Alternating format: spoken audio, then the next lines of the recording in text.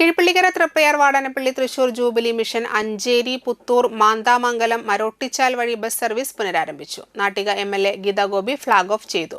Panchayat president N A. Peethambaran അധ്യക്ഷനായി. ജില്ലാ panchayat member K P. Sandeep, block panchayat member Sijo Pulikkottil, മെമ്പർമാരായ Surendranath Pottekkatt, Mini Jose, passengers association secretary Jayashankar, എം.ഡി.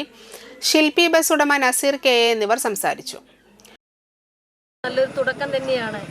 കല്ലിങ്കടവ് മുതൽ തൃപ്രയാർ വാടാനപ്പള്ളി വരെ നമ്മുടെ ഈ ബസ് ഇന്നിവിടെ ആരംഭിക്കുമ്പോൾ അത് തുടർന്നും ഇവിടെ സർവീസ് നടത്തുന്നതിന് വേണ്ടി ജില്ലാ RTO ഉൾപ്പെടെയുള്ളവരുടെ വലിയൊരു സഹകരണം വേണമെന്നിവിടെ സൂചിപ്പിക്കേണ്ടായി. നിലവിൽ ഓടിക്കൊണ്ടിരുന്നൊരു സർവീസ് സംവിധാനം തന്നെയാണ് ഇപ്പോൾ പുനരാരംഭിക്കുന്നത്.